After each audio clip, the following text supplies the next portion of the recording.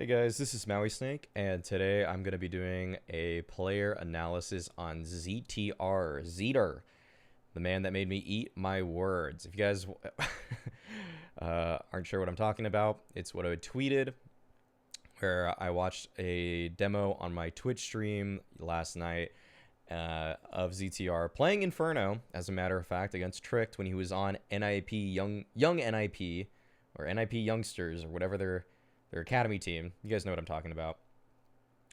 And he didn't do very well. I didn't think he looked very good either. However, he was in-game leading, and he wasn't playing against Astralis. He was playing against Tricked.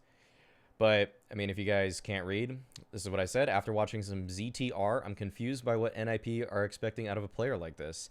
I understand they felt the need to shake things up, but unless he is picking up the IGL role, I'm not sure what this does because he isn't bringing firepower.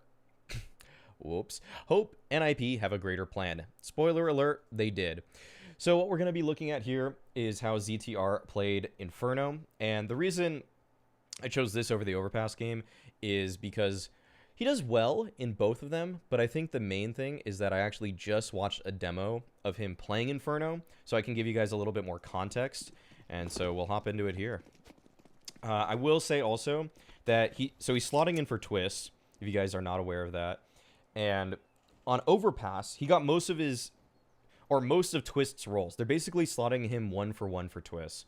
I went over the spots that Twist played, and then I went over the spots that ZTR is playing. And I think the only real difference is that on Overpass, we're seeing ZTR play more of the secondary B player as opposed to the B rotate. Because Twist was kind of that third guy at B, and he'd be the first guy up towards A.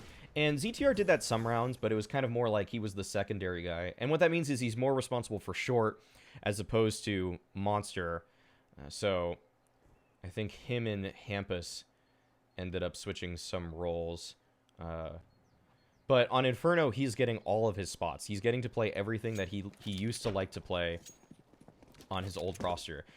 When he was on young NIP, he was playing Pit, or kind of the A side player, and he was playing as the Apartments player on T side defaults.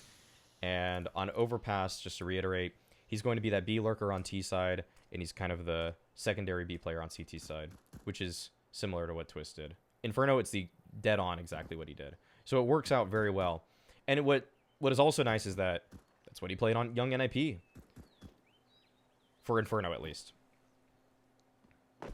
And so on this round, NIP got bamboozled. This is how Astralis wanted to start the game. They wanted to set it off on a tone that essentially they are going to trick you, and they are not ready.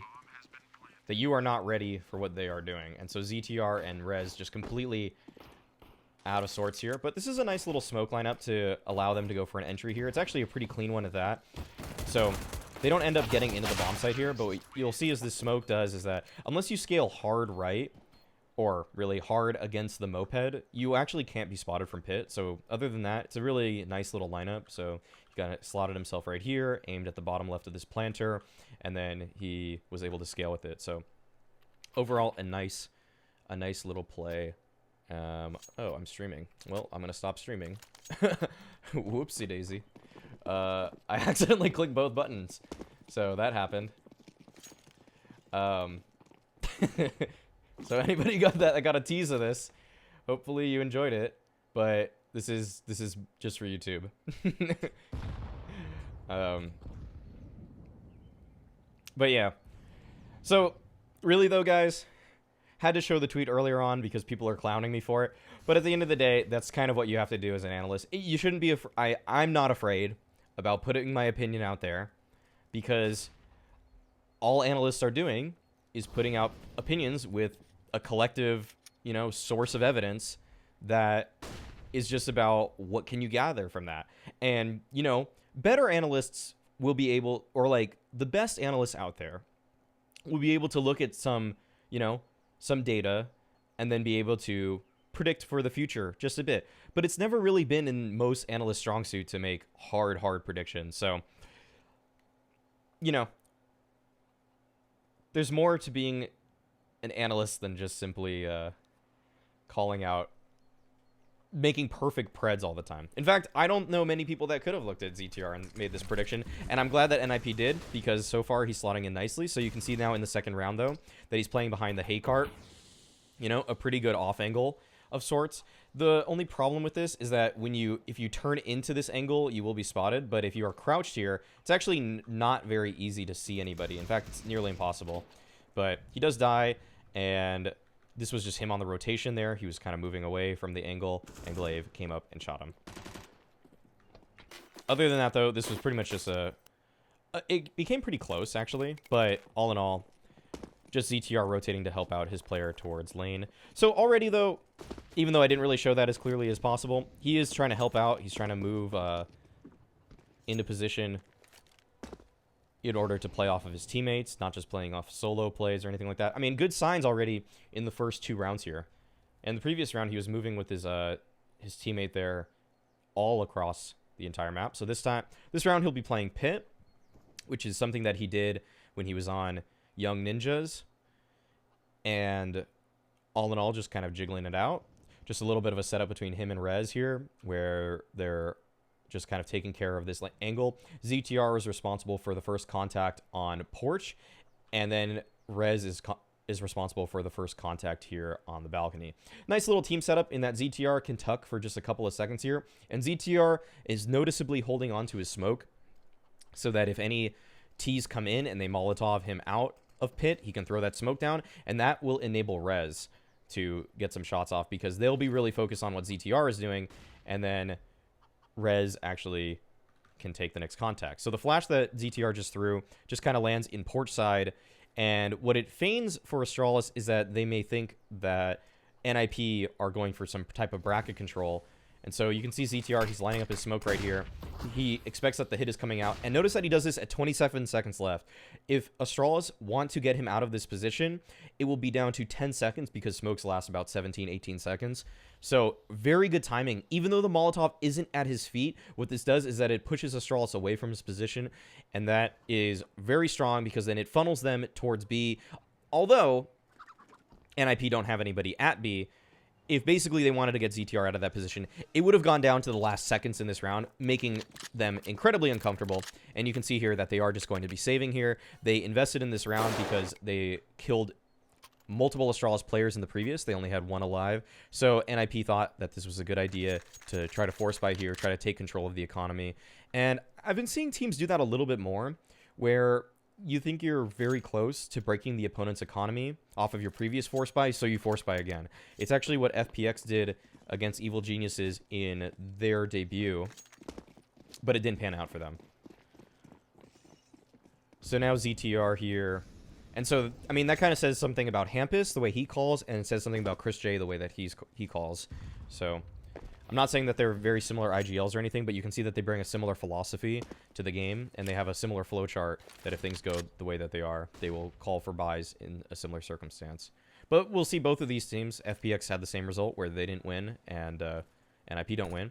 And now ZTR moving towards B this round, and he's lining up the little popper here. It's not really a pop flash. It's kind of like gimmicky because it lands over the box right there, but actually it does blind device. And then he swings out with the flash.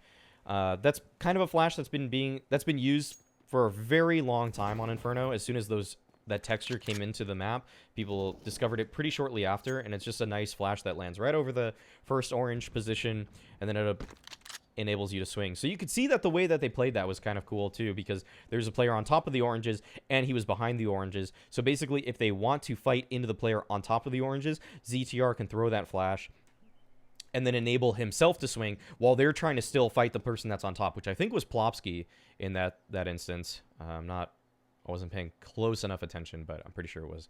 So now ZTR is rotated over to A, and he's going to be just kind of playing for a little bit of info here towards Bracket. He has a smoke, which will enable him to come into the site. Again, very kind of cool utility, and you can see how that layers with the smoke that Astralis threw. So this actually carves out a nice little triangle of space for him onto this bomb site here, and this allows him to play in the site, and he will stay alive for a very long time. And again, look at how long he held onto his smoke for. There are 17 seconds left in this round. He just used his smoke. By the time his smoke fades, there will be 1 second left in this round, roughly speaking. So this smoke is it's very disciplined from ZTR to actually see him use his smoke so late in the round. He's not using it in these panic circumstances like a lot of newer players are, or even a lot of pros will, where they hold their smokes for very long periods of time, or not very long. They use them very early, I'm sorry, and then he will basically, and then you just kind of like, as a T, you can just see the smoke, now count the smoke, and a team like Astralis, when they count that the opposing team has used 3-4 smokes in a round, that helps them, that influences their decision for a late round sort of play. And so ZTR, he uses it the last possible moment, expecting Astralis' pace, and he expects that he can hold on to it because Astralis won't just dry face into a lot of the fights that they take. They want to take it down to the wire. And now you see ZTR holding a Molotov towards apartments. But already, what we are seeing from ZTR is a surprisingly balanced approach in terms of how he's moving around the map in so many different ways. And look at this. Okay, now he smokes towards Pit. This is going to probably bait Astralis into thinking that he could be Pit. You can see Xyp9x was ready for it, but now ZTR gets to play off of his smoke here towards Pit again, and he gets another kill off of it. Great multi-frag from ZTR, and it shows that he's able to kind of use utility very well. And it kind of... So, I think it's probably worth looking back here if this demo is going to be kind to me. We can look at Xyp9x's point of view in this circumstance and see how he may react to a play such as that. And so let's just hop into Zip's point of view as he wraps towards Arch here. And so there's right now ZTR is throwing his smoke towards Pit, so you can see that he is careful about it actually. But I'm gonna be real, I feel like if you guys are experienced POV watchers or just kind of know how Xyp9x plays in general, he's probably just a little bit more careful about his crosshair going around that angle. Like, he is kind of, looking in that general mini pit position, but he's not, like, tracking it with the same level of confidence that you would see in, like, a normal entry route where he's going to be honing in, where he's going to be, like, his crosshair is going to be right there on that angle for the entire time. So, I think it did cause a little bit of misdirection there. Here we go. ZTR boosting up Knock there to find that opening pick on device. A problem that I used to have with NIP and how they played is that Knock was consistently kind of the third or fourth man on entry frag attempts. And I felt like for most teams in this day and age, your Opera needs to be your first or second most on your entry attempts. And I think that NIP are probably stressing Knock to get involved a little bit earlier on these rounds. I think that's just something that they've always needed to do. All in all, though, this is a pretty clean round for the side of NIP. Just cleaning up some deagles here. Not too much to really remark on, but he does get challenged by Dupree. And so doesn't just take the fight from that angle. He actually kind of crouch swings into it. Like a very nice little micro adjustment there from ZTR that makes it so difficult for Dupree to try to hit that shot. And I would show you the crosser placement of Dupree, but, I think you kind of get it. I think you guys get it. I trust you guys. And I also don't want to go back in the demo. But there we go. ZTR helping Knock find an opener kill, and that won't show up on the stat sheet the way he boosts him in that circumstance, but throws the same molly towards apartments again. Just kind of showing Astralis, conditioning them that they can't take apartments for free, and that they need to be worried about that. Although he is cycling through his utility relatively quickly in this circumstance, you can see that he's using that utility early because there's only him and Rez towards A right now. So it's actually in their best interest to use that much utility because, one, it will probably it might do some damage, and two, it'll funnel Astralis to probably play a little bit further away or farther away from the A side because NIP are making noise here. And now look again, he throws the flash towards bracket, and what that does is now Astralis are kind of actually probably thinking they just flashed towards bracket. There's a good chance that NIP has now retaken that control, and it's going to force the hand of Astralis towards B because they don't want to have to go through the whole procedures of retaking bracket now that they think that NIP might, one, have apartments because of the utility that was used there, and two, they might have bracket because of the flash that was thrown by ZTR. So the implications of the utility that he's throwing there is actually much greater than just saying like, he's just flashing nothing. He's not thinking about it. No, he probably is thinking about it. And he knows what those nades can actually do in helping his team up in the future.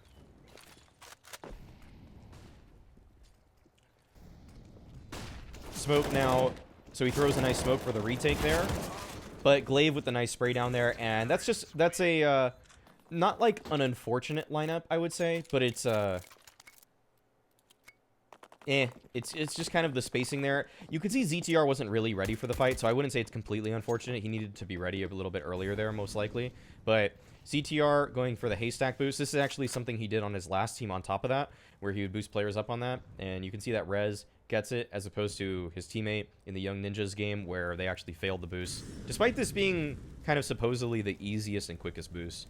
So you can see the setup here between Nock and Rez and himself, that he'll be holding the apartment's angle in this circumstance. Rez is going to be the first contact on a couple of angles at this point in time, as he has, or he actually just has the boiler angle right there. And then Nock is going to be the first point of contact for a flat-out bracket swing. You can see that everybody has each other's first contact, that this is a well-drilled and well-oiled setup where everybody is getting something for somebody else, and they can all help each other very quickly, as they all just need to turn a little bit of their mouse, you know, like 20 degrees, and then they can help each other out, depending on their sensitivity. So ZTR trying to carve out a little bit of space for the save here, but he does get taken down in this circumstance. And it's going to hurt them because now he is missing a gun that they otherwise would have had. So now ZTR, in this USP round, you know, there's some questions here about whether or not he should be making a play like this. You know, usually you want to let your first point of contact be that AWP from Nock or that M4 from Rez. But at the same time, there is some value in actually looking towards apartments, seeing the timings from Astralis as they try to take space here. And ZTR actually just walks away, which is some very cool, calm, and collected stuff from him. You can see that in this kind of game, ZTR isn't very worried. You can see that he has a lot of composure in this kind of round, in that he's able to, interestingly enough, just actually find some space. I feel like my stream is still on, which is a little bit concerning, but because it says stopping stream on my OBS for a long time. But now he's just going to be tucking here in the graveyard. I have to check if my stream is on.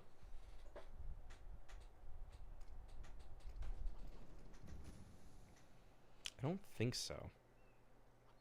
Sorry about this, but I clicked both buttons. Okay, so now he's going to be playing graveyard, and my stream is not on. And he actually gets nothing for that, but a lot of thought behind his round so far. Overall, seeming like a very versatile player, a player that is willing to take some risks at times, and a player that actually has a lot of reason behind the utility that he's using here. So ZTR here, Molotov again, once again using this conditioning. After a while, that play does begin to lose some value. Over time, the conditioning over and over and over again. Like, after a while, Astralis just is like, okay, you're going to waste a Molotov. That's fine with us. Like, it doesn't really change what Astralis is doing. As you can see, Dupree is still here in apartments. He's just fine with that. He doesn't really care too much. But ZTR playing a really good off angle. If anybody were to face and skill check him in this circumstance, he could get scouted out. Kind of a random bullet there. And just as I'm talking about his composure, he misclicks. But that, I mean, there's not too much to say about that, all in all. So Astralis in this round really take a lot of time with their banana fight, and actually NIP get the better of them. So ZTR in this point of time should probably recognize that they're in a 5v4. Astralis has been forced off of the angle, and now he has to try to hold a lot down here at the pit position. This is where he is really tested, and you can see that he's pulling out a nade here, wants to toss that one deep. Doesn't actually inflict any damage because Astralis are taking a lot of time. But look at this. With 27 seconds left, this guy still has his smoke. Like, this guy is not perturbed by the pressure that Astralis are putting on him. And now with 19 seconds, he still has his smoke. 17 seconds, he still has his smoke. Will he ever use his smoke is the question now. As they are wrapping in with 10 seconds left. And at this point in time, you may think he probably should have used his smoke. But you know what? Would have given up his position, and he gets the 3K because he doesn't actually use it. They don't know where he is. He's been playing pit over and over and over again on them. And this time, they don't expect the mini pit position. And because of that, he is rewarded. I still think there's a case to be made about him using the smoke, I'm not going to lie. But you could see that Astralis weren't ready for his position. He didn't give them that info, no matter what. ZTR doing everything. Everything's kind of working out for him. And it's a little bit of fortune on his side. But you know what? We will give him credit for that. Because it paid off. It was a 3K. And if it's fooling Astralis, I mean, you're fooling the best players in the world. Flash to try to set him up towards apartments. Actually does catch out Dupree, who tries to go for the spam. Interestingly, I feel like ZTR read the flash as being ineffective, because if you look at where it, kind of the trajectory, it kind of looked like it was going to land in this corner right here, but it actually was a perfect popper. And now ZTR moves to the site, a triple setup between himself and the other players from NIP, and you can see that he is responsible now for this angle. And there is a lot of pressure on them in this point in time, and he knows that Astralis are coming up, and so he decides to use his smoke with a minute left. And what that actually does is that it actually makes Glaive here consider his options, in that, does he want to go through a smoke there? And this actually sets up Hampus beautifully, because he's just in this great one-and-done spot.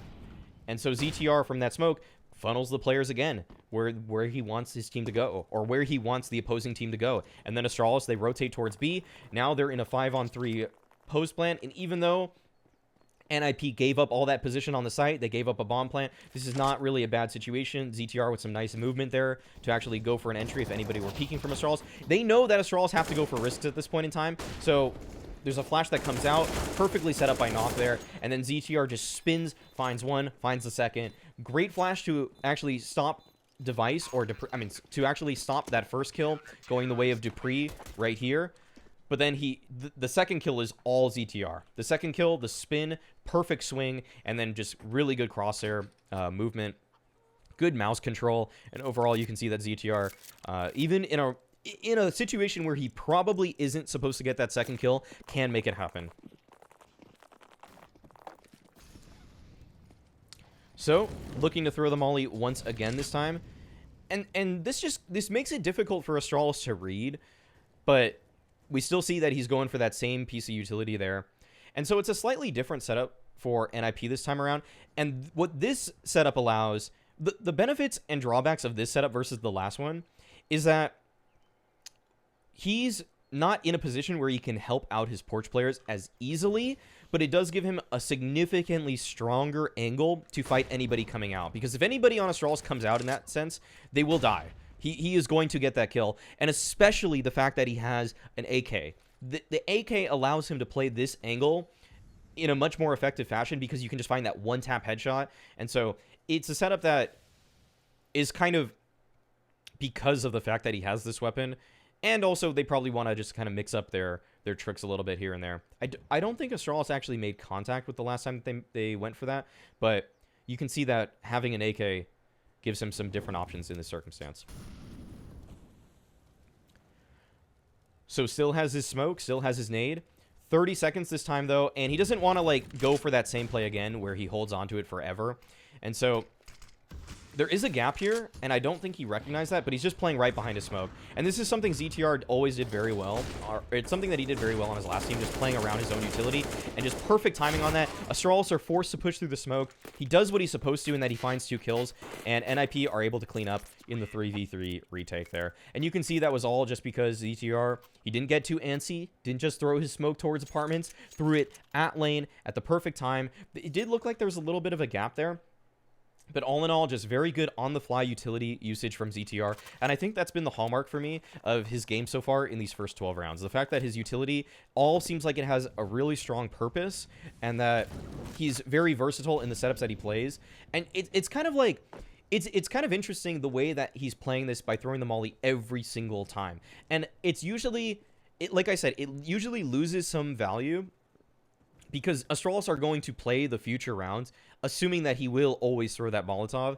But at the same time, it also gives you the benefit of knowing that just, you know, you have a little bit more timing there.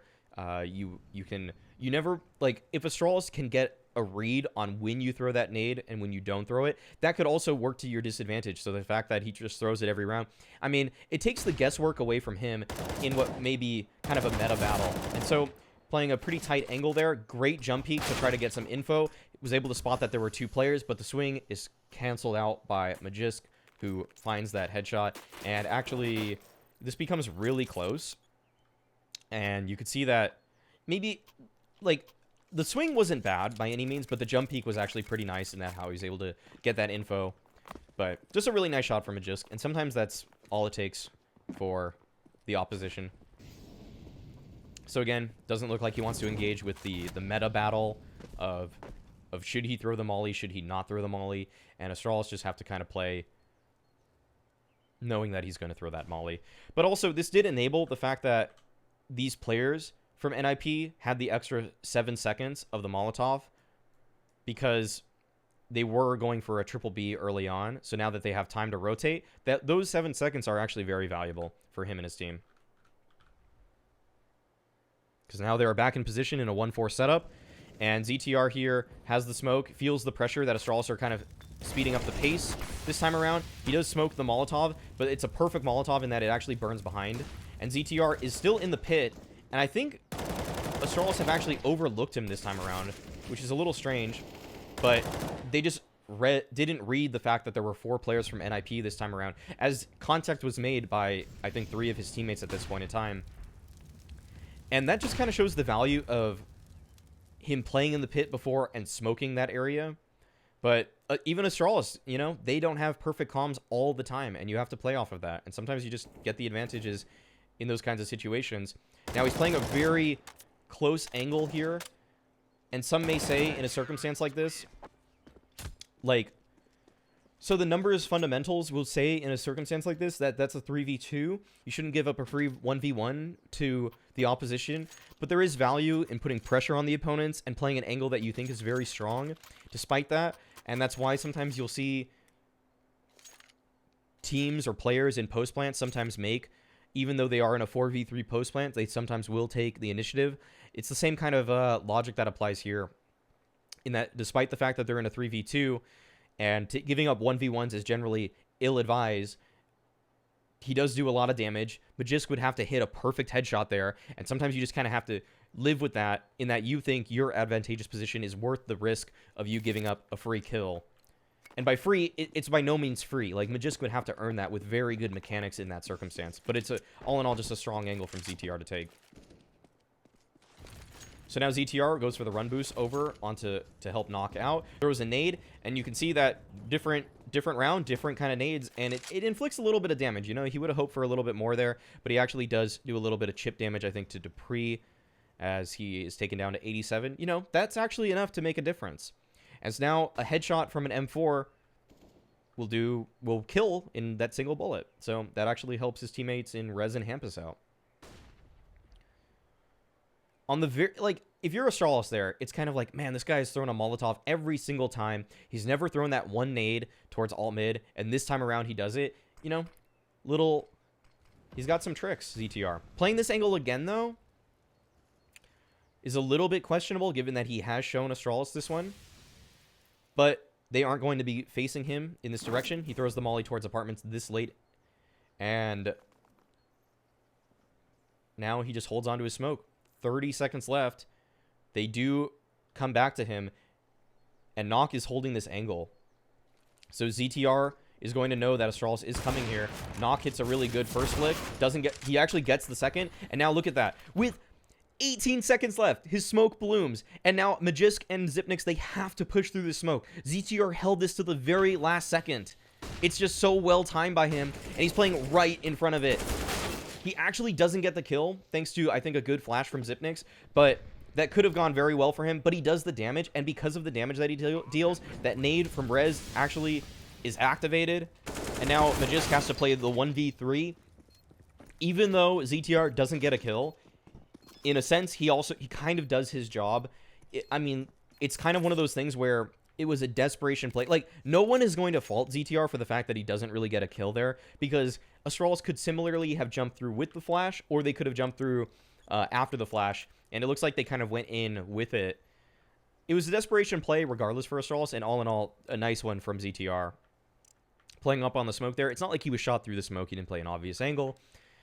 It's just that Zipnik's like spun around, and that's sometimes what hero players will do for the other team, and you just kind of have to, you know, brush off your shoulder and say, you know what, you gotta give them it. Gotta give them it. It's what everybody has to do to when they're playing against Simple and Zywoo. Sometimes they're just gonna hit shots. Sometimes there's not a lot you can do. Even if you make all the correct plays, they make the 10% play and it works. It happens. It's Counter-Strike. So all in all, what we can say about the CT side, as I usually like to give summaries in these ones, is that ZTR showed that he was a versatile player, very cerebral about his utility, and all in all, had some good shots. I wouldn't say he really thrived off of his skill. He's not a player that looks to be doing that. He's a player that just makes the right decisions a lot of the time, and he plays for his team. I would say his weakest point in this was his retakes, in that he used good utility, but he was caught off a couple of times, and he was pretty lucky to have the shots that he did. So ZTR first in on this. He's going to be heading in for the entry, just kind of spinning around every single which way. And this is his critical error, though. Reloads before actually checking out the emo position, and that causes 2 deaths on his side. The glaive patient pays off beautifully, and that was a mistake by ZTR. We can call him out for that one, because all in all, you need to go and clear that full angle out, you know.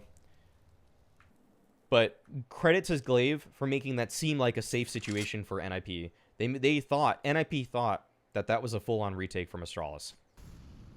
So good mind games from Glaive, but all in all, ZTR, it is his duty in that sense to clear out that angle.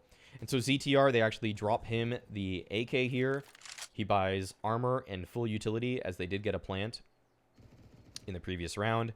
And now he knows that there is a player at top banana. And so this setup from Astralis, actually, if we think about that, how it's a little bit of a bait and switch, how Glaive is still jumping here, but Zipnik's is lying in wait. And ZTR, I think at one point he did know that there was a player jumping. So he's actually going to be, he was kind of priming himself for that angle. And now, there we go. The bait and switch comes out. Zipnik's is there. Nade on top of that. And there's a lot of pressure on ZTR. He didn't really expect that setup to be coming out. And so now he makes his way towards A, as he's on very low HP. Probably would be in his best interest to actually hand this AK over to somebody else, but it doesn't look like anybody's in a... Well, actually, he could give it to Plopsky, but Plopsky doesn't have armor anyways. So, he dies going around the corner, and that was a lot of damage to be taken from ZTR in a position where, you know, maybe he could have read that setup. Maybe he expected the 1-4 setup to be coming out from Astralis. Either way, Glaive is kind of mind gaming ZTR right now. In these first 2 rounds, Glaive is in the head of ZTR. And so, the Young Ninjas x-IGL being bested by the opposing, you know, #1 team in the world, IGL, it's expected. It's par for the course. There will be a couple times where Glaive actually gets the better of him in these kind of cerebral situations. In these mind-for-mind bouts. So ZTR going for some spam. There's a flash, and he dies. Not much to say about that one. It was a desperation play from NIP. And this time around, he's going... This is his normal default. So this is where he played for Young Ninjas. He was the apartments guy, sometimes helping out on the A plays. Knock this time gets caught off by Device. But ZTR actually goes back into his procedures. He knows that he needs to get some map control. And if any CT wants to give up a free 1v1 in a mid-late round situation, ZTR should take that. It doesn't feel like it's the safest procedures. He is clearing this without any kind of utility, without any kind of backup, but these are the risks you need to take if you're on the T side and you find an early 4v5 deficit. Apartments is a very clunky spot, and it's a very 50-50 spot. And a lot of times, actually, I would say that the Ts are advantaged in many of the duels here, as they are using a lot of right eye peaks. They have a gun that kills in one shot to the head, and all in all, it's very tough for CTs to trade in this kind of situation. So for ZTR to go take the initiative towards apartments shows that he knows exactly what needs to be done. There's very little hesitation about it. He knows that he needs to try to even up the situation, but now his teammates have joined him, and he will be throwing a front sight smoke. So what we'll see in that smoke is that it just blocks off some of the sight there, allows you to scale here without worrying too much about Graveyard, and it allows you to get pretty close, so now he can take this position by the hay cart. But his teammates are dying by the wayside, and there's not a lot he can really do about this. Plopsky has actually tried to get in here, and Plopsky actually finds the kill. So now ZTR recognizes that there's a player in pit, takes the duel against Magisk, but as that smoke's fading, it's a very tough fight at that. Can't actually find the frag. And you can see that it actually forces a timeout to come out of NIP. And ZTR, he's having a pretty quiet T-side thus far, I will say. He's been getting bested by Astralis in the first couple of rounds and the first gun round. He just kind of didn't have a really great option there because his teammates were dying so much.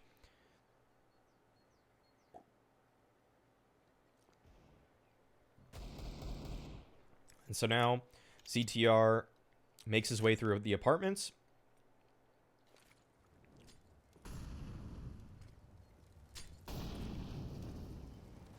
Just going to prime a flash here to go for some control towards porch. It's a little bit of a dribbler, but as opposed to some people who actually kind of stand closer and just full throw it, this someone pops in a way that it actually would blind people who are holding some tighter angles, because you can see where it lands. So look at where this lands right here. If someone is holding kind of like just this angle, it's a little bit awkward for them to turn away. I did just miss a ZTR kill, and we will go back to that. I usually don't do this in these demos, but I think that kill was actually pretty good, and I feel like you guys deserve it. You guys have been here for a while. You know, you're on 38 minutes right now, and I appreciate the fact that you are indeed checking this out, as it's been a while since I've done these really demo review things. Coach Lau has kind of monopolized the space, but I'm coming back in full force, baby. Actually, I don't know if I'm going to keep doing these, but I just wanted to do it because I felt like ZTR deserved this one. And this is why I usually don't go back in demos, actually. Counter-terrorists win.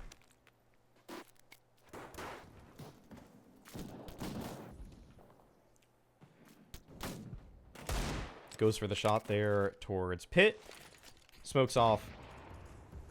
That's a different smoke than before. So Glaive does push forward, and ZTR with the trade knows that he needs to help in that circumstance. Not going to just play around his one smoke. And we saw how he dies right here. And I do want to show that the smoke that he throws just is it's usually like this smoke right here enables a lot of strategies onto the A site. I think the team that became most famous for using this one actually in the last year was actually Cloud9.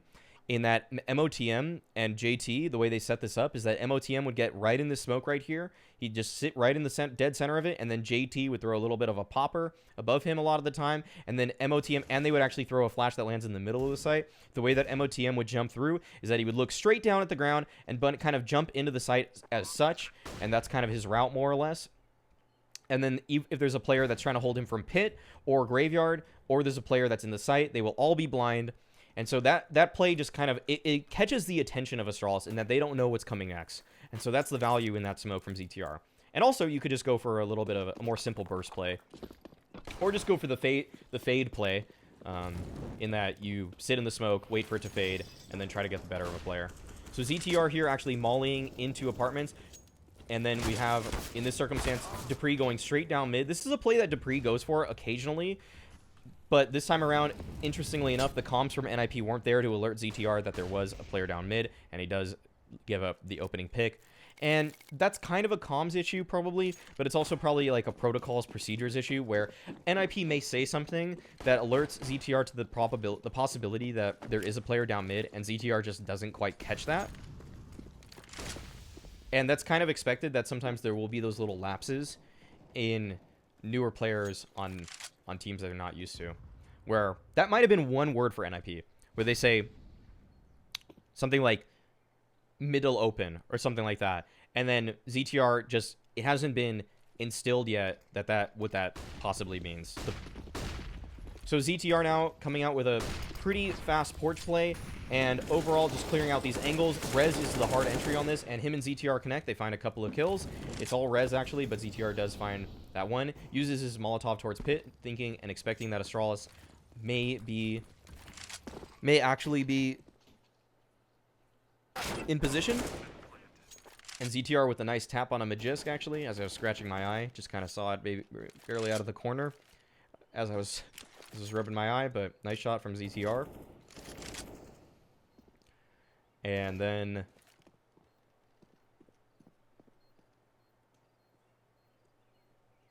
interestingly, using the lineup for a Moto Smoke for a potential flash.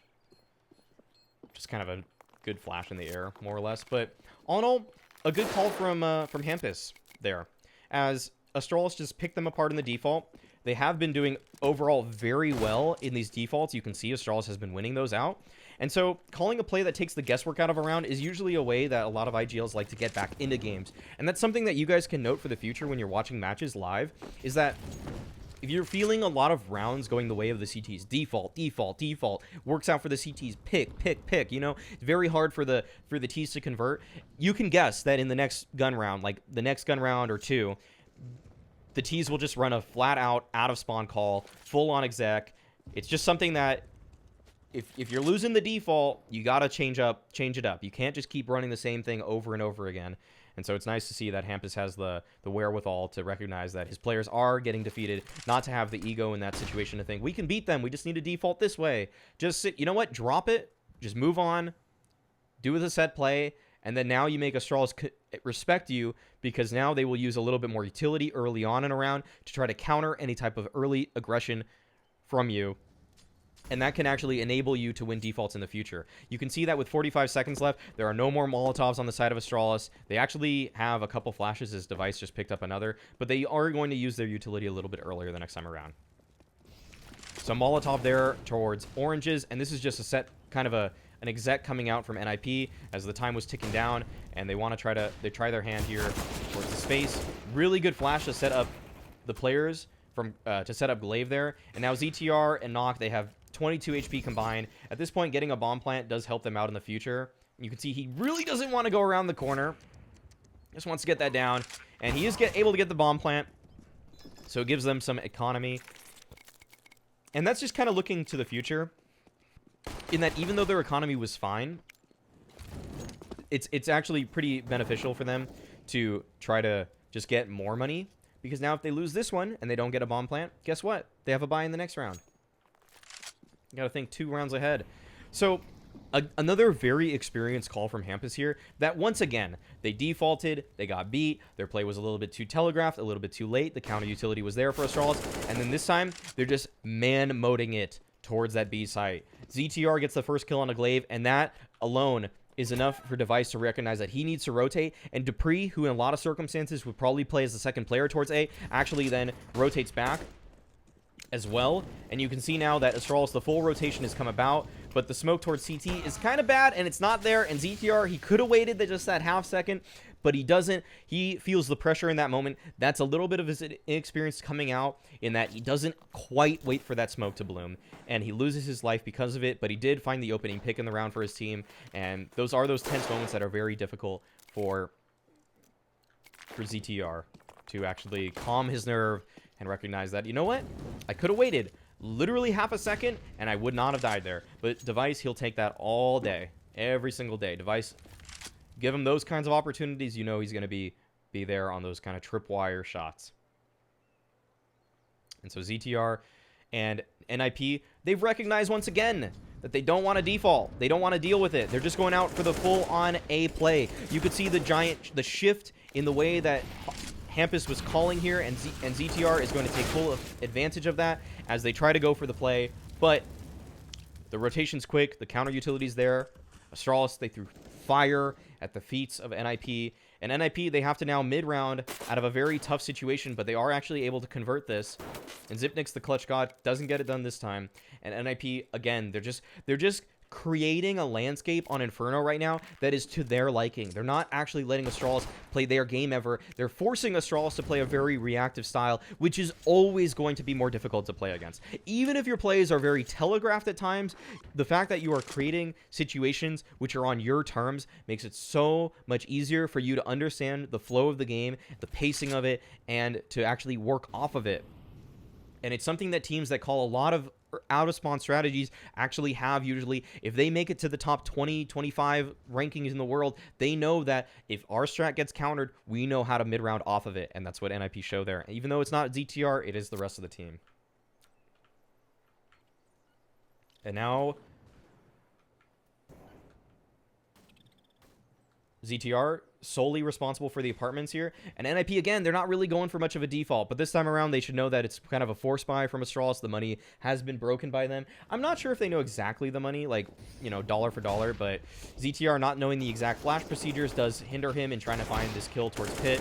but goes for a little bit of spam and actually finds the wallbang on a Magisk. Very experienced apartment player in that he knows that he doesn't have to actually drop down, potentially give up another kill, but the spam there will actually unsettle Magisk in that he's going to be kind of looking everywhere in those moments. It just is a way to apply a lot of pressure onto the player in pit, and so they're actually able to string together a few rounds because of it. So very good calling from Hampus here. I think this is actually some of the best calling Hampus has done, and Hampus is a very good caller when their backs are against the wall, and when they he's a very good overtime caller, OT caller, in that he's willing to just kind of throw out the rule book a little bit here and there and just go for a play that he thinks is right.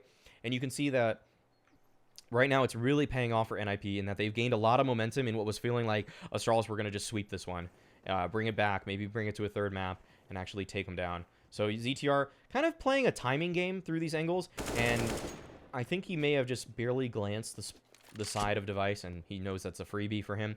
And now he knows that it's not some 200 IQ play from the side of Astralis. That's a freebie. He takes it. Good lineup on the smoke there towards Moto. Jump throw. That's a really standard one that people have been using for a couple of years now. In that you get into the back corner of pit, you jump throw at the very top of this lamp, and then you get a free, or you get a really clean and very low risk smoke towards the pit. The only way that's very risky is if they are boosting towards Moto, which I've actually weirdly seen once in my life, as they were kind of expecting that smoke to come out and expecting the boost. And so you can actually, I mean, I don't even know if it's worth going over this, but I've seen actually a team kind of wait for that, and then they were like right like this, and then they actually killed the player, or did damage to them. I don't think they killed the player that I saw. It was like in an MDL game or something like that, a long time ago. So. But now Astralis, they're on the back foot. They have to call the timeout here. They don't actually have the greatest utility. It's good. I mean, people would consider this a gun round, but you can see that they're missing, a couple of Molotovs. They don't have all their flashes, and because of that, Astralis, they're not able to run their full game plan here. ZTR lining up his smoke for the arch side, and then he also throws a bracket nade, and you can see that this forces Astralis back, kind of keeps them honest here. And now Astralis, once again, they're playing off the back foot. They think that this might be a full-on play coming out from the side of NIP, but that's actually just not the case. As ZTR has already made his way towards Banana, this is kind of the God Flash that a lot of teams use. Lands right above, right kind of between first and second oranges, right over here. It's a great popper for a lot of different angles, so that'll come out to enable his players, and then he throws a deep one towards CT, and then you can see that the scaling procedures of NIP actually are pretty decent here. But a good counter flash, actually, as Rez and Plopsky move in. And then this time, ZTR, he learned his mistake that really he doesn't need to go in when the utility is getting rough, when it's getting scary and hairy. But all in all, ZTR just with the support round here. Just good utility overall. Uses all of his nades. They all have a very set purpose here in that the first two are to feign bracket control, and the last two are scaling flashes to help his team take this B bomb site. Doesn't even have to get a kill, but plays his role to a T. Now they're up 15-13. And all in all,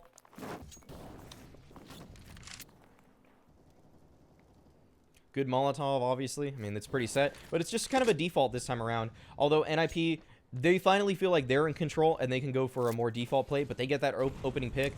Nice flash here as well. Just a lineup to help take bracket space if he did throw that, but decides against it. And now NIP, they actually lose back a pick on Plopsky. And you can see here in this final round that they're just making their way towards A. They're not overcomplicating things. They're making their way up porch. This is a good entry flash. It's a jump throw to get into the site. It doesn't actually have to be perfect either, but it lands right into the site. Although Device takes him out, his teammates will clean up. And we'll see this from actually Astralis's... no, we'll see it from NIP's perspective. So we've got Rez in the graveyard. We've got Hampus in the pit. And we've got Knock here on the site. Just a really, really strong post plant. It's very difficult for any kind of retake procedures to take advantage of this. But we can hear now that actually Glaive was trying to make some sound cues as if he was going to fake that he was going into the site. And we will bring up the score once again. Just ZTR with a really solid overall game. Doesn't do as much, I would say, on the T side. But on the CT side, you could see that there was a lot of rhyme and reason to what he was doing. Very good stuff. And you know what? After watching this game, I'm a believer. I am a believer. You know, ZTR, he looks like he belongs. Very steady, very, like, just the right amount of risks being taken by a player such as him. And you know that, and it felt like you could always see why he was taking the risks that he did. And all in all, like, pretty much perfect utility usage. Like, there were maybe 2 nades in that didn't feel that useful. And when I look back again, it might be 0. It really might be 0 nades for him. So there we go. There's my tweet again, so everybody can laugh and point their finger that they knew ZTR would be a beast. The only people that can say that they knew ZTR was going to be a beast are the NIP staff and Devilwalk. Shouts out to Devilwalk because he called that ZTR was a really great up-and-coming talent in this region. So shouts out to Devilwalk. He gets the last laugh in he calling this. But overall, thanks guys for joining. I feel like I've gotten a lot better at these as my game knowledge has really improved. And hopefully you guys felt that too, because I feel like I was able to outline a lot of situations as to why ZTR was doing everything. And maybe we'll get more of these. Maybe we won't, but be sure to follow my Twitch because I'm doing way more Twitch streams nowadays. I'm tweeting a lot, which is why I made this video on top of that. And as always, being toxic is a choice.